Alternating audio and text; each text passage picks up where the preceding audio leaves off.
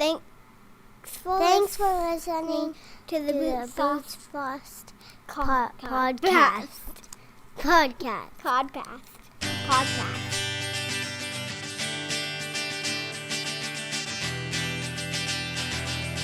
Another week, another episode of the Boots Off podcast. Glad to have you here. If this is your first time with us, welcome. I hope you enjoy the next hour and what I present you today. There's a lot to learn from our guest this week. He's Scott Tucker, founder of U.S. Vet Wealth, author of The Veteran's Guide to Life, Liberty, and Purpose, as well as The Modern Guide to Veteran and Military Life Insurance Planning. His newest edition is called Veteran Wealth Secrets, the Post-Military Playbook for Obtaining Financial Control in the Modern Economy. I had a blast talking to Scott about how he got to where he is today and the ideas in his new book. I hope you enjoy it as well. I'll talk to you on the other side of the episode. Here's episode 14 of the Boots Off podcast with guest Scott Tucker. I was the kid always running around in camouflage. And so I just loved, military history. I was always learning about the Civil War. I was like a big Civil War buff as a kid. In middle school, I remember we held a bake sale to raise some money to donate to Antietam battlefield. And we got to take this trip. I just had a really cool middle school teacher, and he took us on this trip down to visit a bunch of battlefields. And so I think I just got a better appreciation at a younger age for what, the military was and stuff. I don't think I understood it, because it gets kind of glorified in many ways, as we know. And in some ways, that's just kind of what just seems just more interesting in my life. And, so then just because you always hear it, this general went to West Point, that general went to West Point, they were classmates, but they fought each other on the other side. It was always just kind of in the back of my mind. And then when I got to high school, my physics teacher had gone to West Point. And once I kind of mentioned to him I might be interested in the Army, he said, "You're doing this." And he kind of took me under his wing and helped me, through the admissions process, mostly the physical aspect of it. He was the wrestling coach as well, so he did some grueling training with me to get me in shape to do the little physical test.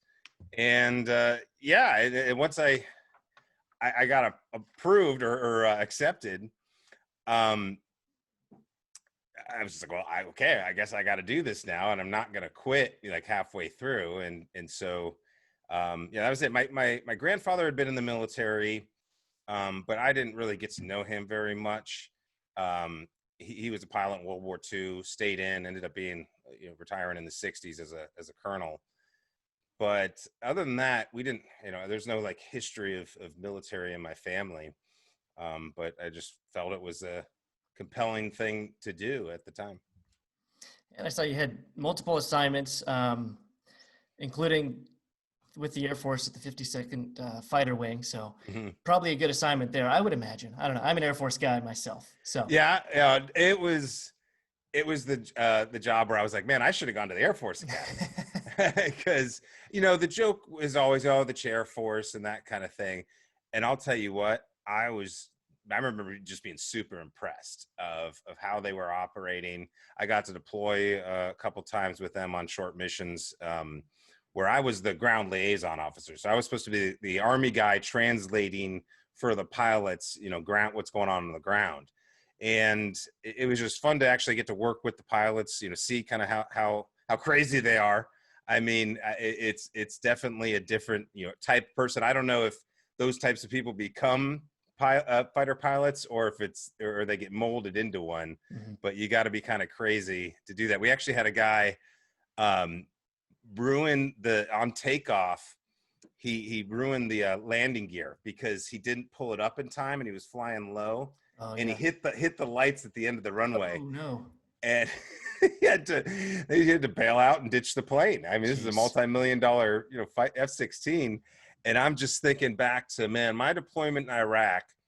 One of my guys lost a radio during a 3-day road march from Kuwait, all the way up to Tikrit. And it wasn't even a SINGARS. It wasn't even a secure radio, but it was a serial numbered one. It was just a backup. I mean, multiple people in my battalion lost their jobs, lost their platoons.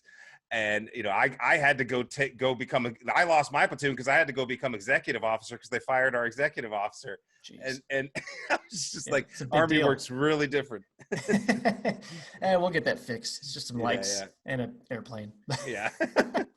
And then, so your career, did you face any challenges throughout that career? Was everything going real smooth prior to that transition you had when you mean, separated? yeah, when I was active? Yeah, because I had, I wouldn't say smooth in the sense that I just didn't think the Army life as an officer was at all what I had thought it was going to be growing up and going to West Point. I mean, all 4 years of West Point, they're just drilling India. What are you going to do now, platoon leader? What are you going to do now, platoon leader? And so you're worried about all these decisions and stuff. I was a platoon leader in 2004. So we were in the second deployment of Iraq. They were shifting people around, stop losses. I was a new guy. They didn't have a platoon for me yet. One of those things. So at the end of the day, and then we had that issue with the radio. End of the day, I was only actually an actual platoon leader for maybe 6 months. When I felt like I was doing the thing, and then now you're just in staff jobs doing the Air Force thing. My last job in the military, I was at headquarters UCOM in Stuttgart, and that's kind of where I did have my struggle. And I was just kind of disappointed. Yeah. I just saw all these high-ranking people who I thought I was scared of and respected, and then I saw them in positions where they were nearing the end of their career and they were trying to make everybody's life miserable, trying to to do that thing to get another block on their OER so they can maybe get promoted so they don't have to get out and make a decision in a few years. And I'm just this young captain at the time. And for I remember the one thing I felt actually accomplished about that year, and I got rave reviews on my OER, was the Christmas party. I was in charge of the Christmas party, and I'm like, yeah, right. And I just saw all this, all these things going on. And then there's this one colonel who just decided he needed to tell me how to run my life. Mm-hmm. Oh, you should be doing this more so you can get, promoted in this way and go to this class. And I'm just like, did you even bother to ask if I wanted to do any of that? Like, I was a Portuguese major. I wanted to go do actual foreign affairs type stuff. Like, nice. And it just doesn't matter. He wanted to dictate where it was. So I just got really frustrated with that. I was like, I just don't want to be that guy. I know I could sit here, ride out, just check the boxes, to hit my 20 years, get my pension, and I didn't feel comfortable with it. And I wanted more of a challenge. I didn't know what that was at the time. I got out completely blindly because, quite frankly, the other reason I got out is I was dating a German opera singer. And I realized there's no opera singing in Fort Bragg. So I, guess that's my decision to get out. I don't want to do this. I didn't feel comfortable getting paid the amount of money I was getting paid for really not doing that much unless I had a good idea. But I didn't like being a good idea fairy. I tried not to draw attention to myself. Yeah. And then I ended up getting out and staying over there in Germany. So I want to ask a little side note. So were you a fan of the opera? I mean, am I? Absolutely. The music is amazing. But the pomp and circumstances in the 3 hours, I'd fall asleep every time. You just can't do it. You can't sit there in the dark for 3 hours. And you got to be all dressed up and stuff. It was just interesting. I would get frustrated when they're playing this opera from the 1700s, and yet it's modern. So basically, like, the people are all in jeans and white T-shirts. There's a white cloth on the stage and a chair. Yet you're supposed to understand it's not Traviata or whatever. Sure. Yeah. So, but when they put it on, like, I also did my, acting in high school. I was in drama club. I was on my speech and debate team, and so I did Brigadoon in high school. And so I love that kind of stuff. I love musicals. But opera's a different thing because it's hard to understand what's really going on, and you're really there for the music.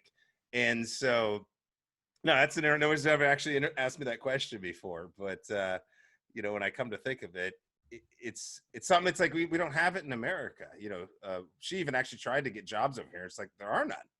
And so it is an interesting cultural experience that Europe and other parts of the world have.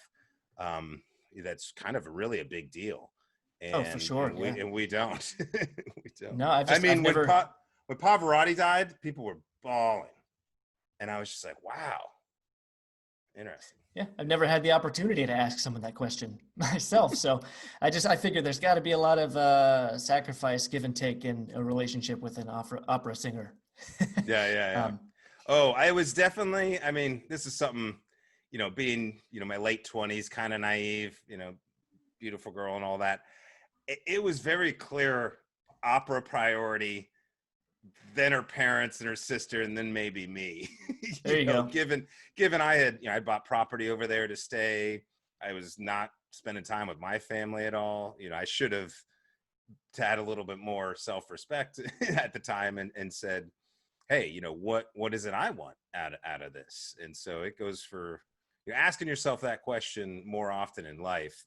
In the military, what do I want out of the military? What do I want out of a relationship? Is something I think a lot of us don't do.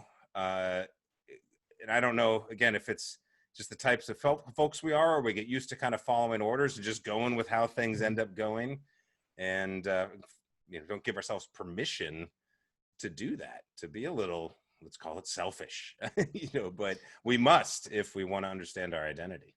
Yeah, and it seems like, I mean, you did figure that out eventually, that you needed to carve your own path and look out for yourself, but you went into financial planning and it seems like it didn't really work out the way that you had anticipated, kind of like how we just talked about the Army doing the same thing.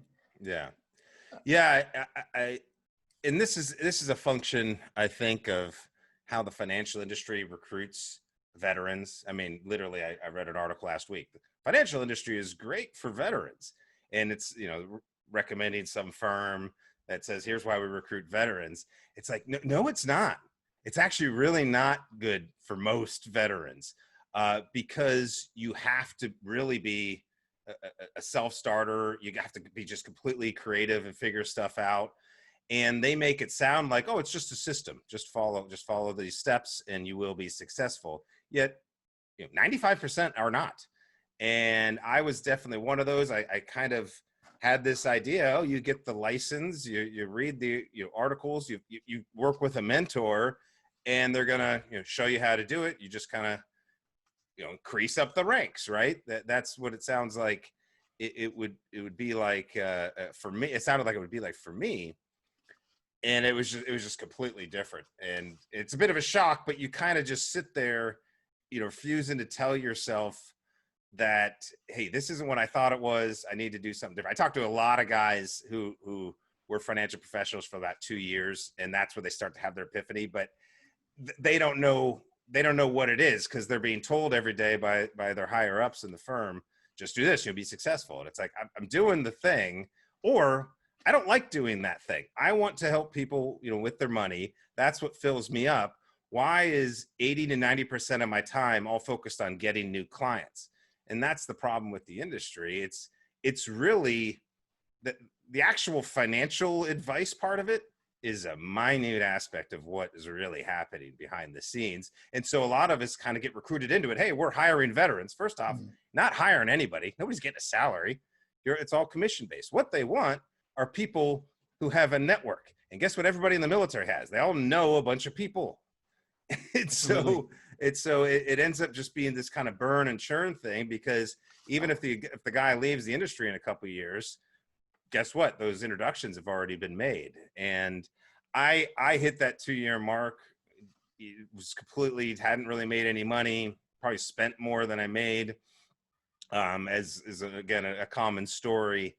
But rather than just quit, I didn't have anywhere else to go. I was still over in Europe. There really weren't any other opportunities. I was like, I have to make this work. But it was definitely a rough couple first years. Yeah. So what is that like I know a lot of people do it, not a large percentage of people, but a lot of people do separate overseas. I had friends when I was stationed in Japan there were single guys that said, I'm thinking about separating and just staying here in Tokyo. Okay, yeah. That might be for you. I would not be able to do that. And then a lot of people who do those kinds of transitions end up just holding out for a GS position, a civilian job on base. But to separate and stay there just as a civilian, essentially an expat, Mm-hmm. what are the challenges of that? That's got to be tough. Yeah. Yeah, that was wild because those first 2 years was when that was happening. I mean, yeah, like you said, most people end up getting saw this a lot. The colonel who's retiring who was in charge of a department would create a job for his new civilian self. Smart, Just right? come in the next day. Well, we always say, watch out for fraud, waste, and abuse. We go to a major command. But I'd started reading like Rich Dad, Poor Dad and 4 Hour Work Week around that time. And I was just dabbling with this idea. It's like, start an online t-shirt business or something. I was like, man, I want to try this ability. I was fascinated by Tim Ferriss's concept of mini retirements, because by this point I had been living in Europe for a number of years. Like I said, I was a Portuguese major at West Point, mainly because I wanted to have one class that I could at least enjoy. And I'd spent some time down in Brazil and was there when they won the 2002 World Cup. I just saw, the culture just explode. And I'd been traveling around Europe and a little bit of Asia and stuff. And I just, that kind of, be outside the box. Always, every day is a little bit, whenever you travel, like there's always a challenge of some sort. Right. Mhm. And I guess I just really enjoyed that. It filled me up. And you don't become as complacent. Like even since I've moved back to the States, that's what I miss the most. I just miss the little bit of uncertainty all the time. If you talk to my wife, she just hates that idea, but for some reason that resonated with me. And the other thing that was a blessing and a curse is when you're an expat, you're kind of, you're living there in a great place, you make a lot of friends and stuff.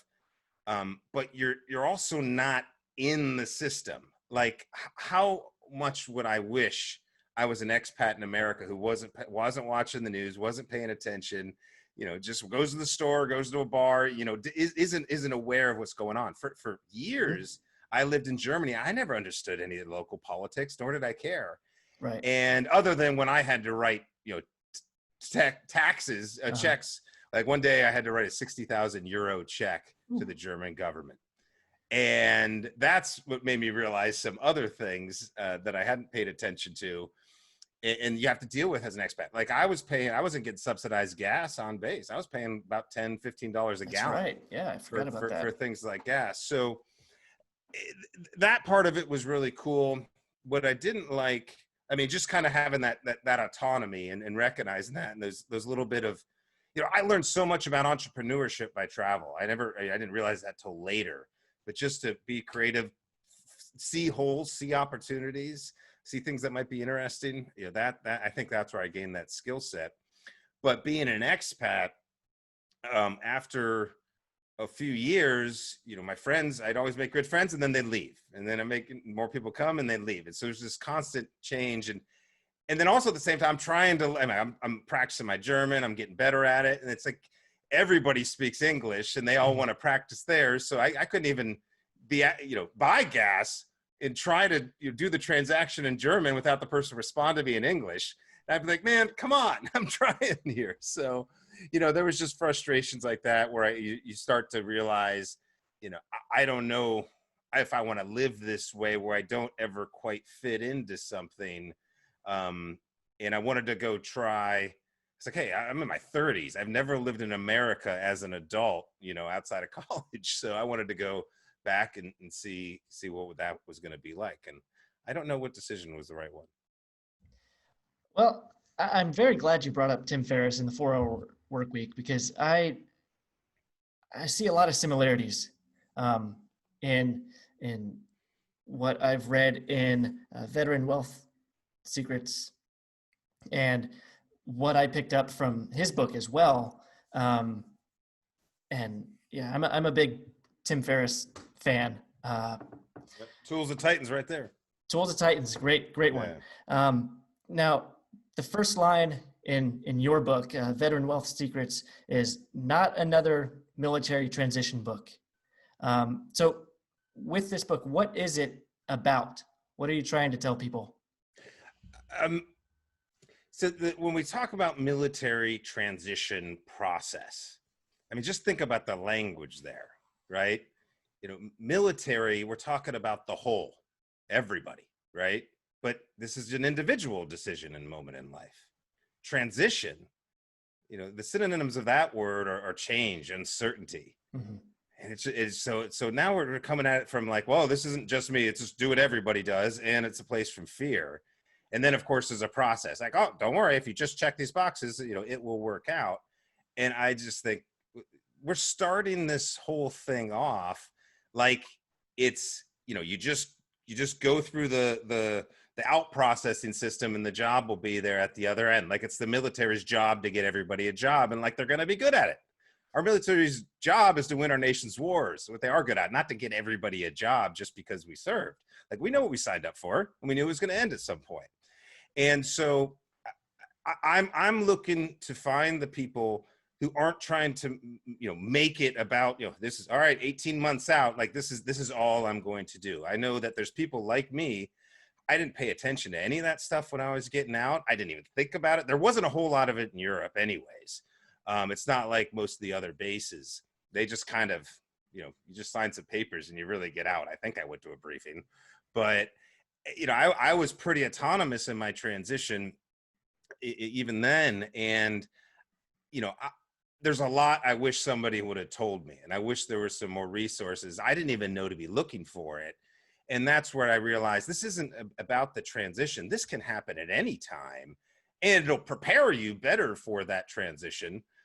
Because now you're going to have, your priorities in things like money and your time, those priorities aligned with, whatever it is you think you want to do. Or if you don't know, this is what I told myself at one point when after the soprano realized I was too low on the bucket list and she took off. I remember telling myself, I don't know what it is, but I'm going to go find it. I'm going to go look for it. And that was kind of myself, gosh, almost 10 years ago, give myself permission to go searching for this thing that I'd kind of read about in books like Tim Ferriss's book. And so, yeah, that's what I mean by that. It's like, I'm not trying to say, hey, this is the easier way to write a resume, or the easier way to network. Those things can be true. You can get that somewhat out of this book, but this could be for the active duty guy that's just wants to do some stuff on the side while they're still active duty. There's a lot of people that do that kind of stuff. Could be for the military spouse who's upset at how hard it is to get employment. This is an introduction to the modern economy at the end of the day, and the opportunities that are everywhere in it. And to talk about the modern economy, did you write this whole book this year in 2020? Yeah. So I really started it right in March. I was like, this is the thing I've been wanting to write about. This is what I've been talking about. I had some drafts of some other things I was working on. And it was like, oh, I didn't know what to do with it. And this is where it just all lined and, I was able to knock it out. So do you think that this is more relevant now than it would have been in 2019? Oh, yeah. I mean, I think it was relevant then too. That's why this year my life hasn't changed one bit, because I've always been kind of operating this way. And I've had a number of folks hit me up that I've, talked with in the past over the years. And they're saying, now I understand what you were talking about. Right. It's just nobody could have foreseen something like this coming. And it's not like I did. But I never imagined they would take our liberties and freedom and just lock down and take people's businesses away and that kind of put people in jail. Like this is really crazy, and it's getting even worse and worse. And so, yeah, I mean, if you don't want to have to deal with it, you have to be in a position to separate. It's like, I don't want to play in this sandbox, so leave. Most people can't leave. I'm tied to a mortgage. I'm tied to a job. I'm tied to family, And so that's the real risk. I think the smart and safe path leaves people in a place with very limited flexibility, and more is that available in people's lives with the since the internet age came out, but almost a necessity. And so we talked a little bit about that transition assistance program. You know, the course you go through before you separate. You can take it a few times, usually in that final year of your enlistment. But I've spoken to a lot of people who were dissatisfied with that course, and the things that it focuses on primarily.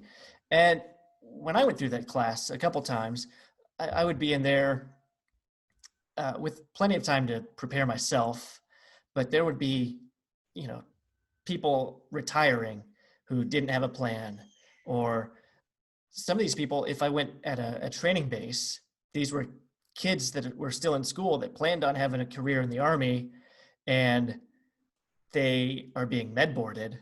Yeah. And they've got to get out, next week. And so they're just left with, here's how you do a job interview. Here's a resume. I hope you've got a LinkedIn profile. And so a lot of these things I think need to be revamped a bit. And they're really steering you down that smart and safe path, really, that you speak of. So it's really not for everybody. As you said, it can work for some people, but what's the first thing you would tell somebody who thinks the smart and safe path is all there is? Well, I mean, gosh, that was definitely me, because it's like, well, we obviously see the billionaires, the entrepreneurs, and we just say yeah, that's not for me, or whatever.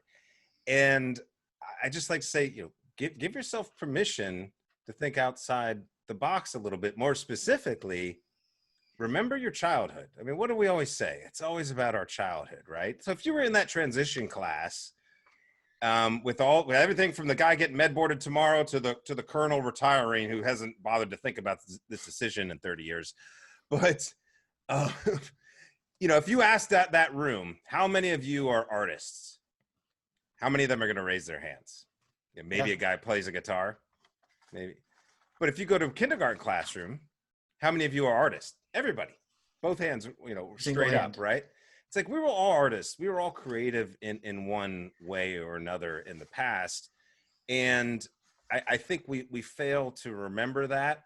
And we think it's the wrong thing, or the stupid thing, or the risky thing, to not just follow the herd into, it's pretty good salary, so therefore, I could, make some good money and work for another 10, 15, 20 years, and then I'll be done. It's like, why does so much of America, we've also, I don't know what the exact stats are, but for the most part, you can see surveys where people are pretty unhappy with their job.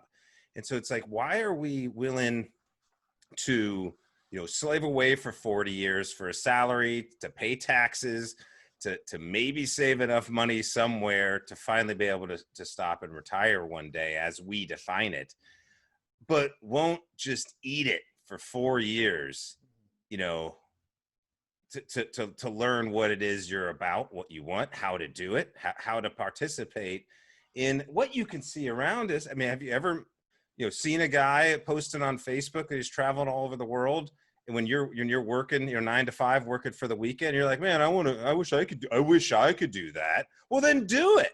You know what times I used to like be nervous when I was on Facebook, when I actually, back when everybody was posting photos every day. I mean, maybe they still are. I finally realized that was dumb, but I'd post photos of my travel and people would write, man, do you even work? Or, I have a real job. And I would feel ashamed about that kind of stuff. And specifically, I remember one time right when the iPhone came out, I was on a beach in Thailand, and I got an email from a client that, was upset about something or needed something fixed real quick. And I was doing the work from my iPhone on a beach in Thailand. And I was so scared that they'd find out I wasn't in my office back in Germany. Why? Why did I have, I had that block, that limited belief for so long about what I was, quote unquote, supposed to be doing for a job, because it didn't feel like a job. Like, why does it have to feel like a job? Why can't it just be, this is the life I have, and this is the way I add value? And, it's not about I'm open at this time, I close at this time, or this is when I got to be at work. And once I realized that to be possible, then you're going, geez, why isn't everybody doing this? Well, it's hard. Well, everything's always hard. It's just that since there isn't a traditional school system to get us there, you have to do the self-education. The cool thing is that education is quicker, cheaper, and easier to do, and easier to implement and get results than, go to school for 4 years, pay hundreds of thousands of dollars, and then maybe get a job. That the mindset that we've been told is the right thing to do in all aspects of life. It's not just a military transition. It all plays into each other. Mm-hmm. And so for the few who say that doesn't make me happy, that doesn't fill me up, or I'm just interested in something else, why not give yourself permission to go figure out what that actually means, and not say, maybe in 5 years, maybe in 10 years. Those years are all we got at the end of the day. Well, and I think one thing that needs to be pointed out, and you do many times, is what wealth is and what it isn't, what money is and what it isn't. And that in general terms, we think of them very synonymously, but that wealth is by no means just money.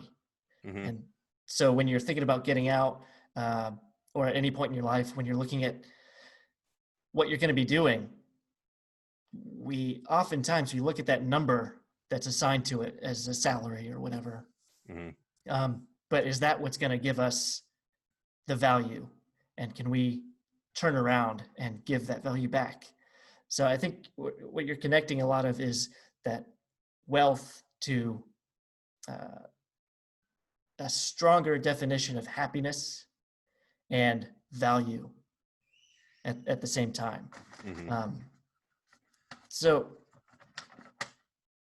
talk about the why that somebody needs to have figured out before they make a big decision on how they're going to spend, the next 5 years of their life. Mm-hmm. Well, I think that's kind of an open-ended question. Like that should be an always ongoing thing as you gather new information and take your blinders off a little bit. It's just like you could go all sorts of different directions and start to answer that question in a different way. Like why? Like I think it's impossible to say that right now I got to figure out my why. Like I'm gonna do some sort of worksheet so in the transition class to figure my why out. I find that to be unrealistic, because what does most people just say? Well, I want to help people. Well, good. That's what being a human is. Okay, so we're supposed to do that, but which is a common trait among service members. Right, exactly. And that's, I think, also why the traditional process backfires so much, just because people find themselves in a job, or they're behind a cubicle, or I've had 25-year lieutenant colonels get out and say that they wanted me to take out the trash. It's just like they're not feeling valued properly. And it's because, well, it's like Zig Ziglar said, if you give enough people what they want, you'll get what you want in return. And so the value creation to truly find your identity is about how you can bring value in the world.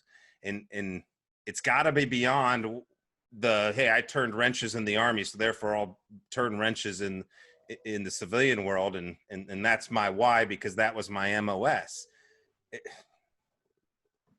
That's what I ask. Why? Mm-hmm. Why is that true? So to break down these beliefs, to say, why is it you think you have to be? Does it need to be that way for everybody? Does it need that way for your whole life? Maybe it's a temporary thing to just have to do the thing without the why so you can make ends meet. So as you're figuring this out, maybe that's your why. That's what mine was. I was like, I don't know what it is. I'm going to find it.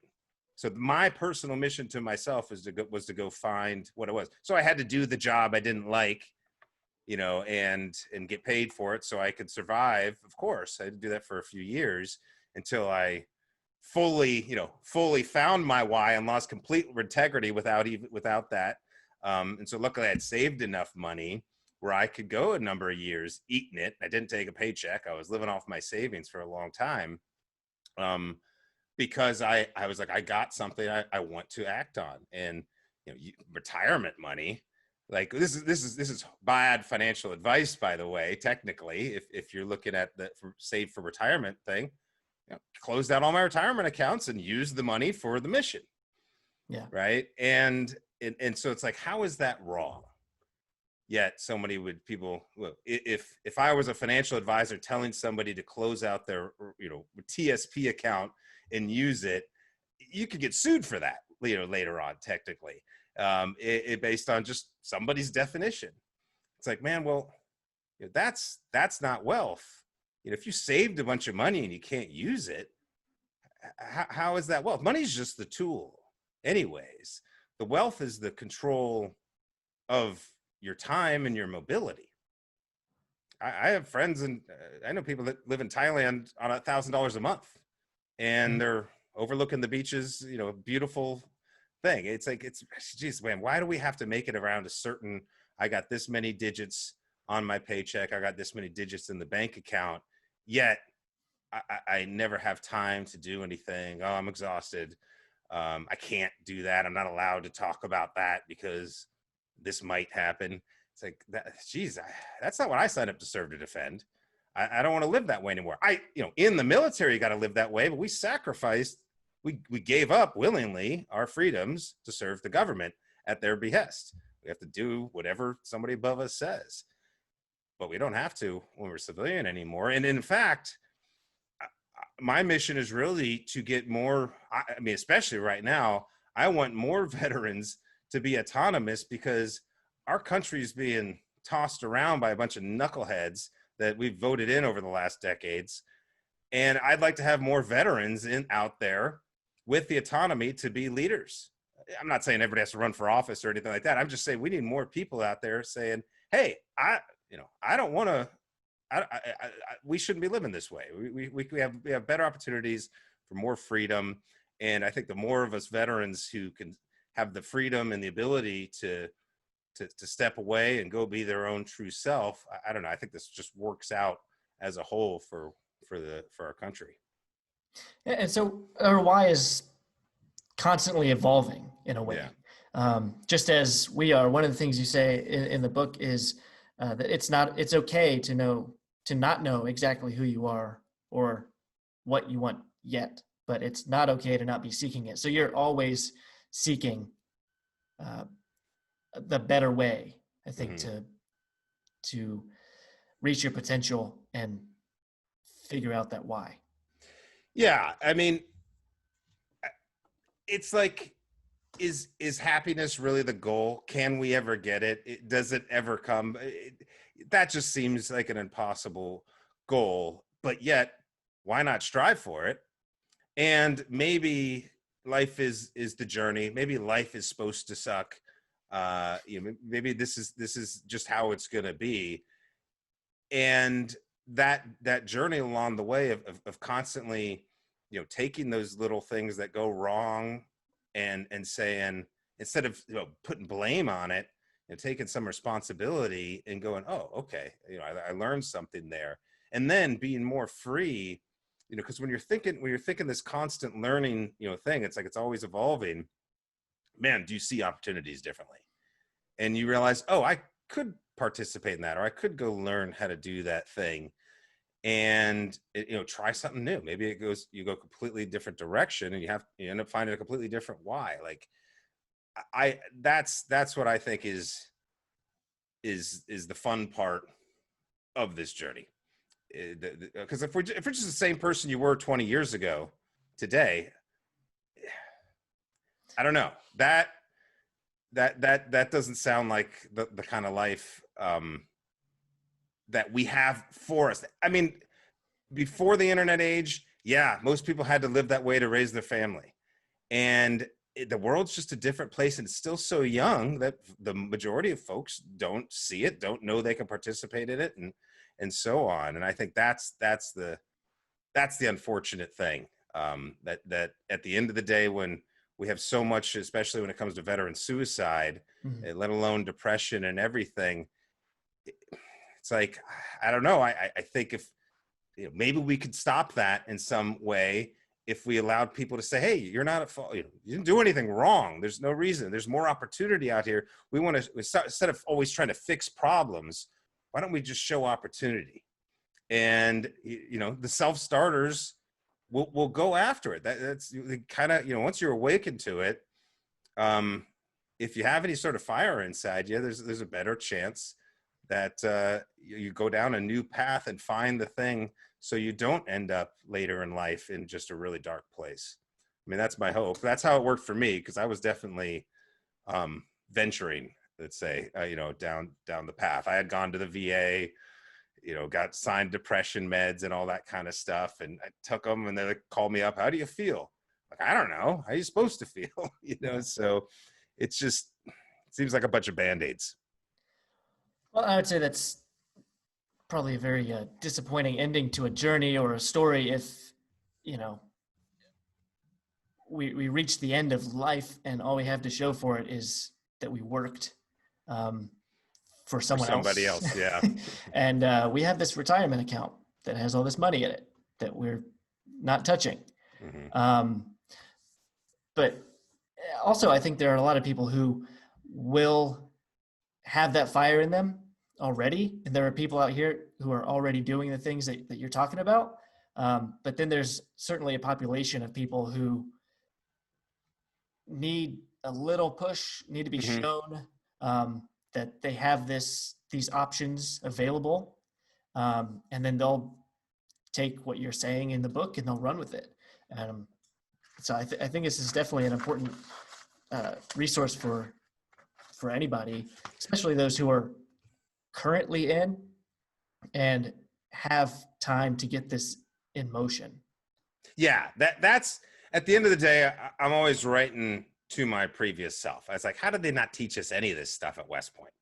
About life, about money. It's just like, this is crazy. But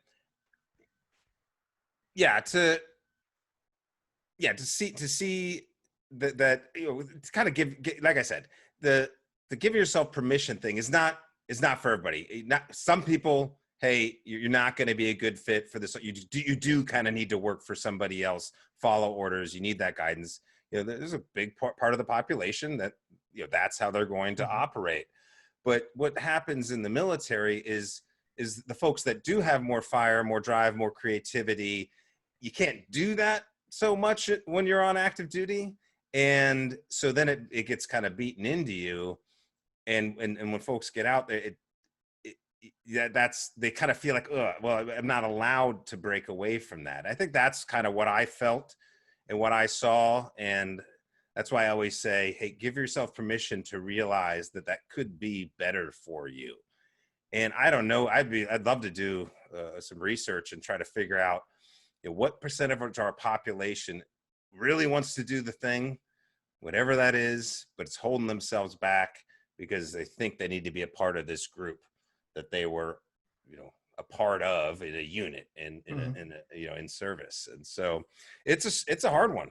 I think it really is. I'm glad that information is coming out more and more, and there's a growing population. Call them entrepreneurs, independent workers, self-employed, whatever it might be, affiliate, or just there's more and more veterans and military spouses entering this space.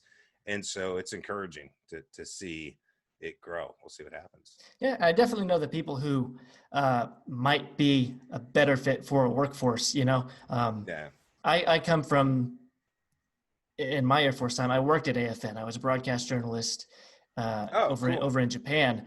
And there's a lot of creativity that you need to have just as a part of you to just produce content, obviously. But there were a couple people, one particularly, who said, this isn't for me. I am not a creative person. I want to retrain and go work on the flight line turning wrenches and just follow directions out of a book. You had a chance to be at a TV station in the military. But that's crazy. what that person wanted. So, I can't argue with you. I mean, this is your job now, so I need you to do this. Right, But, right. We'll figure out what's best for you. What's best for you. Right. We'll get you headed in that direction. Now, things like you talk a lot about the SGLI, VGLI, and survivor benefit plan, but the thrift savings plan. Now, this is something, if I'm remembering right, early hours, basic training, I'm in this daze, and I'm in a line, and they're just yelling from all directions, you sign this paper at probably like 5 a.m. And one of those things I signed is, thrift savings plan, sign me up. And so now for 16 years, I've been putting into this thrift savings plan, which in recent weeks has not been doing so well. But so was I duped when I was signing that paper at 5 a.m? No, it's the military, doing what's in your best interest, of course. And so there's nothing wrong with any of these benefits, if you want to call them benefits. That's what they get labeled as. But these benefits are not required, and they have various costs. But specifically around retirement planning or retirement qualified accounts. That's the legal term in the tax code. Thrift savings plan is perceived to be the best one because it's the cheapest one available. It's available only to government employees. But it's when is cheap good? And so that's kind of my thing right now, because there's not any real guidance around. It's like, hey, sign up for it. All right, now all of a sudden you're responsible for, how do you manage the money? What funds do you put it in? The guidance around that is going to be mediocre at best. And life circumstances change. All of a sudden you wake up, you're 16 years later. Did it do good? Well, guess what? The market. You know how many TSP millionaires there were in 2007 or 2008, somewhere around then, right around the last crash? From whole government, all TSP, military and federal. There's about 3,000 TSP millionaires back then. Guess how many there were just before the coronavirus? Far less, I would imagine. 49,000. It went from 3,000 to 49,000 TSP millionaires in those 12 years. Did people just get better at saving money? No, the market's just been going straight up for 12 years. It's like everybody's been doing well. And so then people start looking at their TSP. Actually, this is interesting because you worked at AFN. Like every day you guys put TSP stock values up like it's some sort of mini military only stock market. It's hilarious. And I know it's just kind of a little shtick thing that we do in the military to feel, but it was just completely irrelevant. Like, who's looking at their TSP every day and day trading it? Some people do. It's just like, this is weird. Oh yeah. There's weird stuff. There's entire Facebook groups of 20,000 some people, and there's just some guy just telling his TSP changes for the day or the week or the month or whatever, and everybody in the group just does what this guy does. So there's just also. I remember when I was at UCOM, there's a guy. He said he's the TSP guy, so everybody in the office was managing their TSPs based on that guy, and it's just like, okay, we realize that this is all backwards.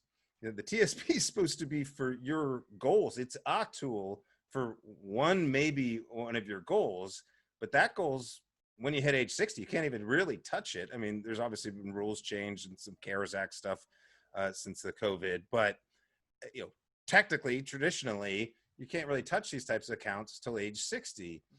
And nobody. I did TSP too, kind of the same way for a number of years, and nobody bothered to ask me, or I didn't bother to ask myself, is is this my goal? If I'm working, let's say, say you're doing 40 hours a week, and with all the travel and stuff involved, you're actually putting in 60 hours. And of that salary, that you're making, you're putting 20% away into a qualified retirement account. So if you're working 60 hours and 20%, that means 15 hours of your week every week is you trading time for maybe some time way down the road in the future with some money. That's, if the account's done well, if you've managed it properly, if you've paid attention, just having low fees does nothing to protect against the volatility in the market and to actually create new wealth. It's just a price fluctuation. If the price is higher when you sell out of it, you make a profit. But at the end of the day, it's no different than just any other type of risky investment. You're putting money in something, hoping it goes up, hoping it's going to be there when you need it. And there's just no guarantees around that. And what came down for me in retrospect, if I were to ask myself this question, and I kind of encourage everybody to ask themselves this question, if you were, thinking about your situation 3 years from today, what would have to happen to you personally, professionally to get change? Everybody's looking for increase. Like I said, I don't want to be the same 3 years from now that I was later. So what would have to happen? Oh man, I want to start a business, or I want to buy real estate, or whatever. I just want to be retired, whatever. But usually within the 3 years, especially when you're younger, during your working years, your accumulating years, your number one priority isn't save for retirement. And that, people do it out of, I have to save for retirement. It's almost like this obligation. If they do it at all, and studies show, more than half of Americans don't bother saving for retirement. And I posit that that's because it's not exciting. It's not sexy.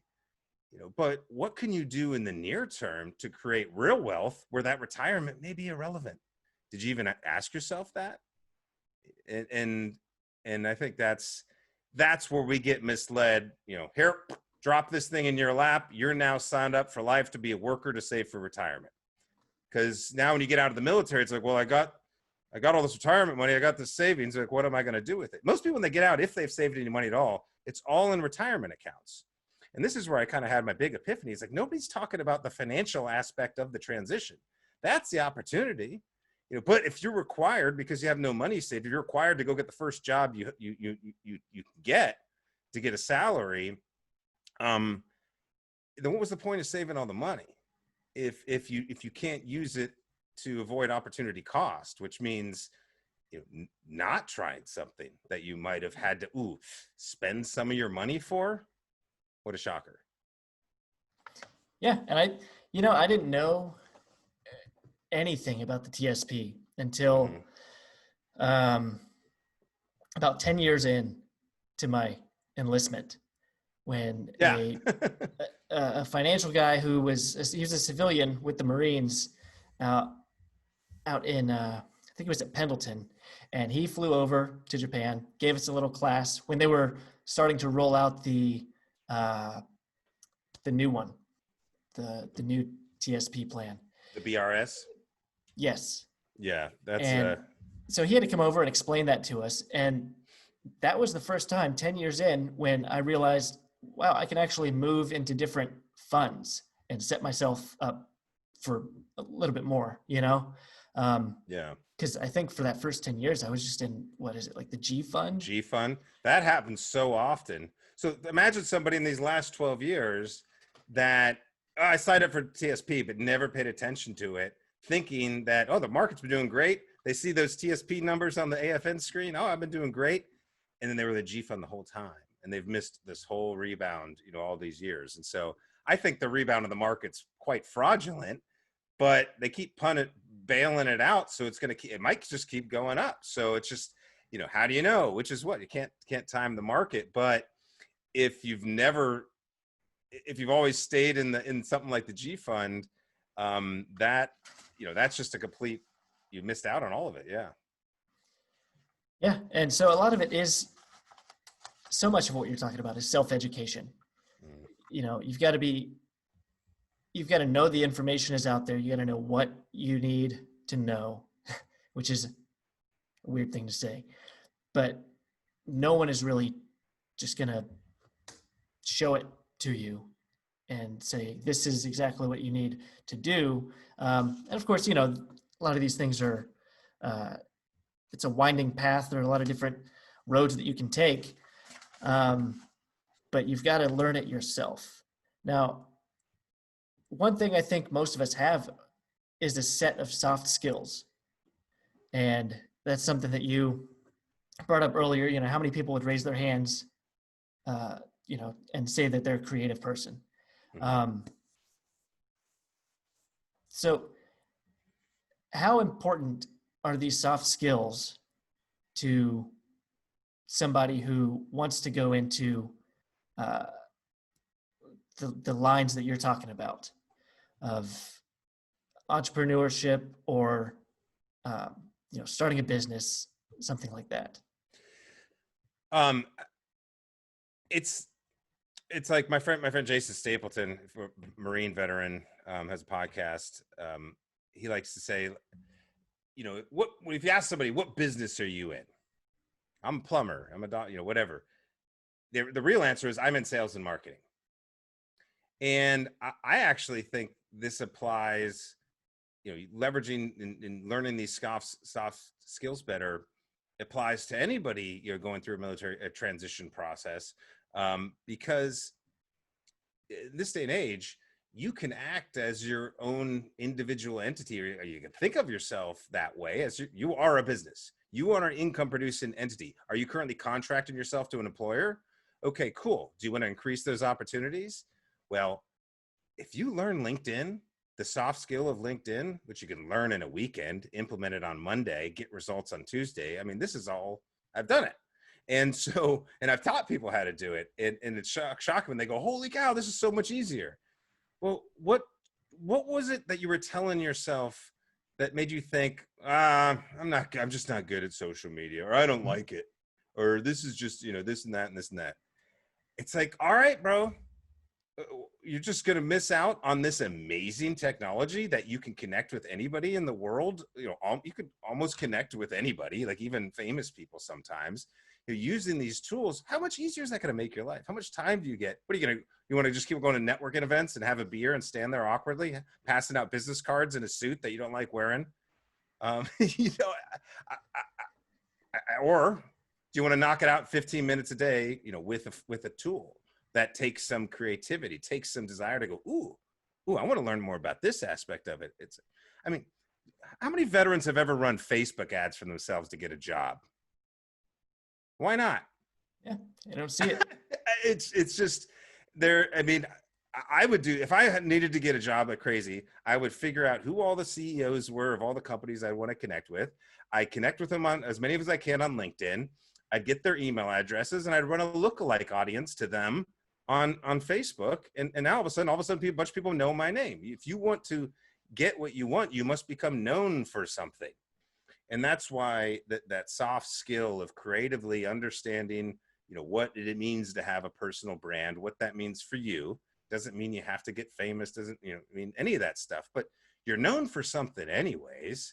Why not become a master at it? Become a master at you. Mm-hmm. That's really what it is that I feel we can all achieve. And the better we do, gosh, don't you think we'd all just work better together? Like, you know what you're good at, you know what you're good at, and not everybody putting on these fake personas like a label. For me, it was, I'm now a financial advisor, so therefore I have to look this way, act this way, and do and say these things.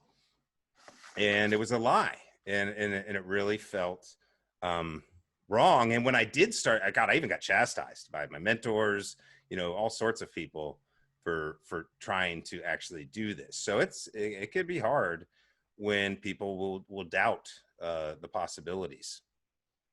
And you say that this one applies to growing your business in the case as written in the book, but I think it applies in a more broad sense that the key is not adding more letters behind your name. I just, when you talk about LinkedIn, that's the first thing that comes to mind is all these profiles with letters and letters following the person's name. And for one thing, I don't know who that person is or what they do because there's so many different Yeah. letters after their name. But is that surely different people have different paths, as I said before, but what's the point of that? Like just to put all these little identifiers after your name. Well, what are we used to? Ranks, awards, jump school, or whatever our name tags, labels. It's all labels. And we're told that you have, in the military, you can't go do this job unless you have this particular qualification. So you got to list it out, and you put things on lists, and that's how you get, assigned. So logically, it makes sense. But what we forget about the military is it's not a free market.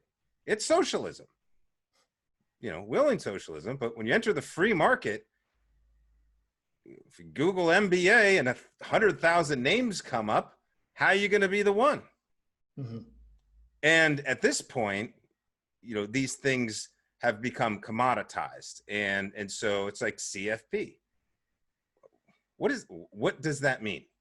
Oh, you can look at the definition and look at all the dogma around, like, you must have this or that. And it's like, no, you don't. It's just information, right? Anybody can learn the information without, and so it doesn't matter anymore. It's not, and it's honestly not what people want, because now it looks like you're almost putting yourself on a pedestal. Well, I have my thingy or whatever. And,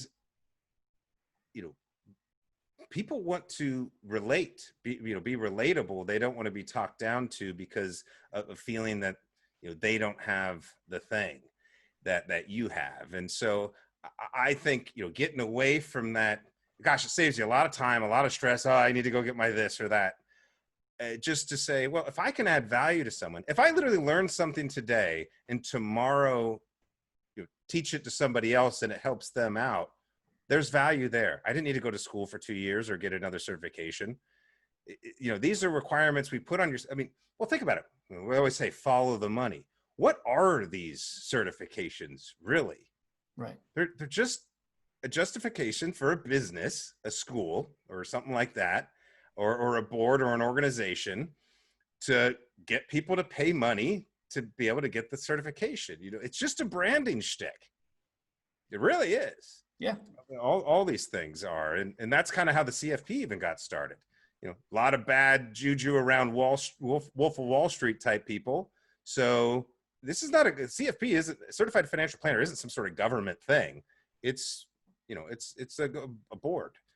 You pay your way into it by, time and education. And then now you got a group of others like you where you can feel more important. Fortunately, now there's one in every corner.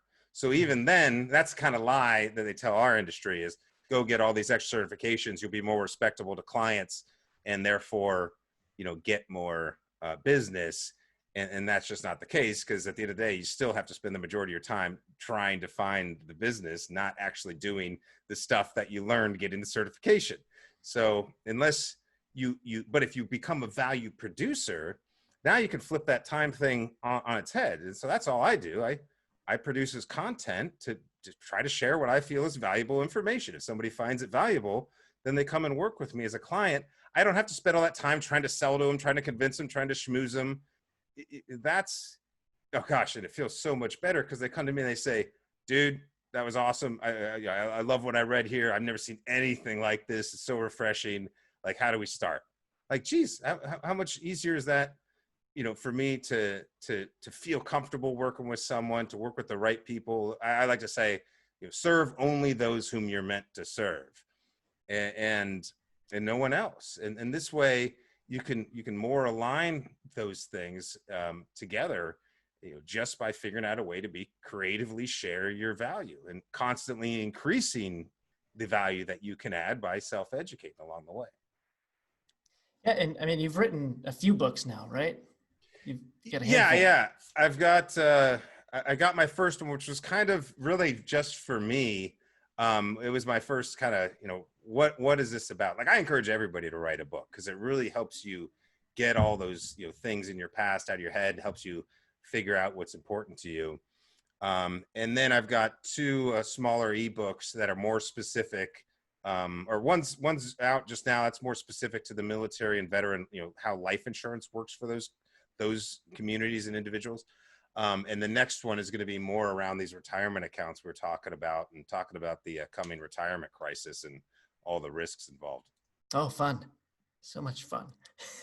Yeah, it's like, well, I made a joke about, I was like, hey, everybody, my new book just hit #1 on Amazon in the life insurance category. I was like, I know everybody likes reading about life insurance on a weekend. So no, I got, there's so much information. Everybody's putting stuff all online, and then people are giving advice or taking advice or asking advice in these chats on LinkedIn or Facebook or whatever on these topics.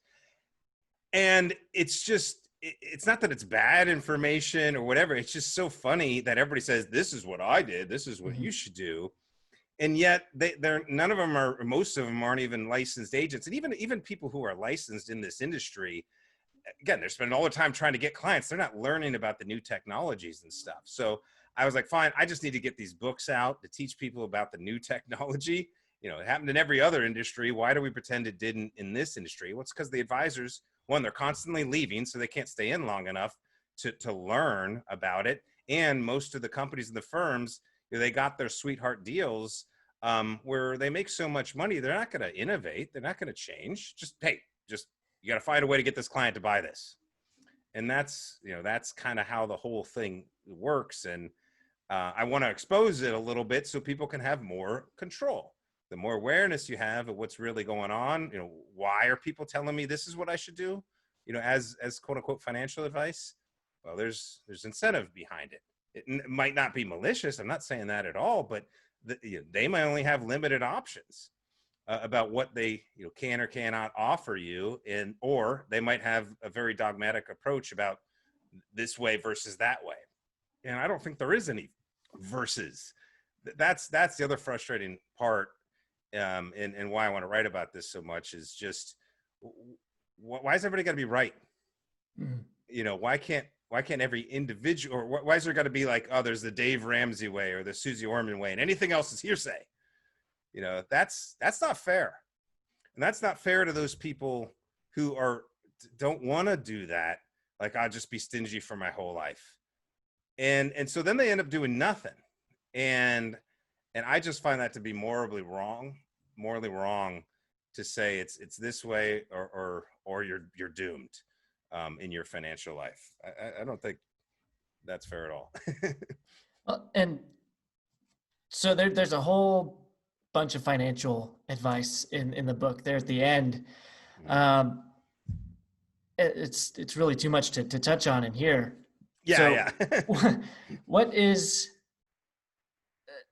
What's a common mistake? What do you think people are doing? I know we just talked about right and wrong, but what is probably the most glaring thing people are doing that you want to say, hey, I've got an idea? It's assuming the government's got your best interest at heart. I mean, just not taking any self-responsibility with your money, whether it's through the government or a financial professional. Most people say, oh, my money's with that thing, or my money's with that guy. It's like, dude, it's your money. It's your benefit. Your paycheck coming from the military is from the taxpayer. It's a gift. Thank you for serving.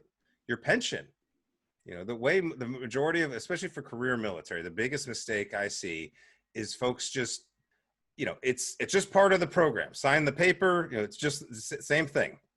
And therefore, they learn about this SBP thing and the costs around that. And they're like, oh, geez, I didn't know it was part of the program, but it's part of the program. Therefore, that is. And then they just kind of ride it out like it's my monthly paycheck. It's going to be a little less. It's like, dude, you just served 20 plus years in the military. Your monthly paycheck is an asset worth maybe $1 million or more. It's an actual asset. Like, truly internalize and understand the benefits that you've been serving for. That's the thing where, and then realize, again, you're getting this paycheck from the government per se, but think about it as it's coming from the taxpayer. Like, we want to be good stewards of that money, I would say, rather than, just paying some of it back to the government in another form of a tax. Like, you've already served. You don't owe them anything else. These are the knuckleheads that sent us to war for 20 years. You want to keep funding them? And if you don't have to, and over 80% of retiring military just, I'll just pay for the SPP. It's just easier. $1 million asset. It's easier. So that kind of, understanding, having true perspective, and it really comes down to, as you were saying earlier, it's self-responsibility. You need to teach yourself what you don't know. And guys, guess what? It's not hard. It's really not complicated stuff. This is not rocket science. Any knucklehead can go get a financial license. Trust me. It's just, and so that's kind of where, I really just want to wake people. It's like, hey, if you want to take the government option because it's easier, consciously make that decision. Cool. But you should at least know. I think it's only fair to know that on the free market, where you as an individual will now be, this is what America is about, right? Competition. And so you ought to at least be able to try to use it. And unfortunately, most folks don't hear about these various aspects of all their pay and benefits until later in their career. And if they had set it up much earlier, it works out much better. That's how money works, unfortunately. And they don't teach us about it until we're starting to get paid. Actually, they don't really teach it anyways. It's just kind of a mention as you get a paycheck, as opposed to all throughout childhood and our school system and college. It's just, this stuff never comes up. Yeah, it's back to, you need to know for yourself. Go and find it. Yeah. So yeah, Veteran Wealth Secrets. You say it comes out November 11th. Yeah, it seemed like doing Veterans Day was it seems like you're always supposed to do something like that. But yeah, November 11th, we looking to have it up on Amazon, print and Kindle version, and we'll probably have a hardback come out after that. But people can get an advance copy on my website right now. I'm not trying to make money off the book per se, directly. I'd like to price it, where it's obviously reachable by as many as possible. You're not trying to make money off the book, but in the book, you're telling people, hey, go write a book. Yeah. Because it's the tool. It's the personal branding tool. I mean, honestly, making money off of book sales is an extremely hard thing to do, but making money on what you say on the back end, again, just using it. It's like, what's a better business card? Here's my business card. Hi, here's my book. I'm the author of.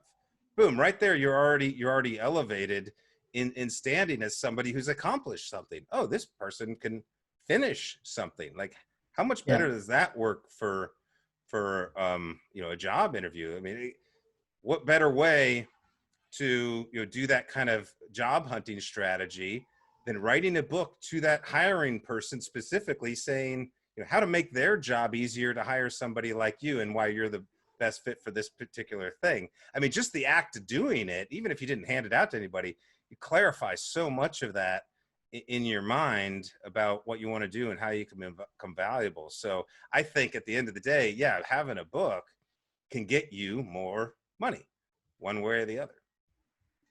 That's a very interesting approach. I like that. Where else can people find you? Mostly on LinkedIn, and just Scott R. Tucker. Love to connect with folks there. And of course, on our website, usvetwealth.com. Fantastic. Is there anything that we haven't talked about that you think people should know about?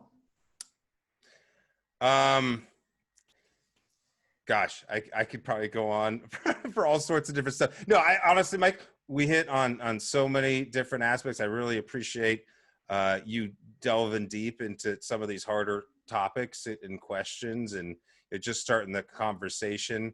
I think the main thing that I want people to know about me is just, I'm not trying to argue or convince or change people's minds per se, but really I want to talk to those people who are just like me, that are kind of looking for something a little different. And if that's you, I mean, I'd love to see if we can connect further, because a lot of the military need to follow orders, and thank God we have folks like that in our country or world. But for those who it's not a good fit for, it can go bad.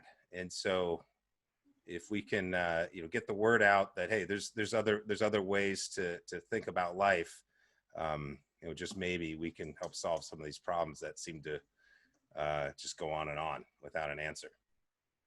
All right.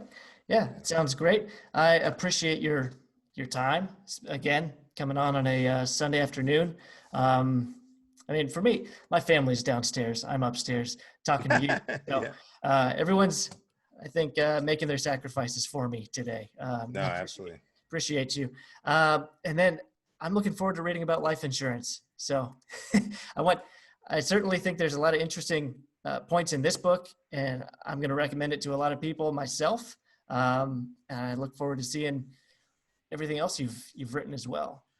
No, thanks, man. I'm excited to finally be getting it out. It's like I had written a lot of stuff that I didn't know what to do with yet, and it took something like the coronavirus to really, hone my ideas, my time, to put this stuff out. And there's oh boy, are people going to get mad at me?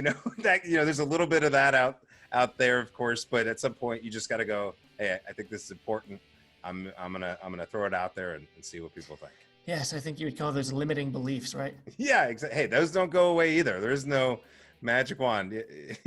I ain't your guru, that's for sure. All right, Scott. Thank you so much. I appreciate your time, and best of luck to you. All right, thanks, Mike.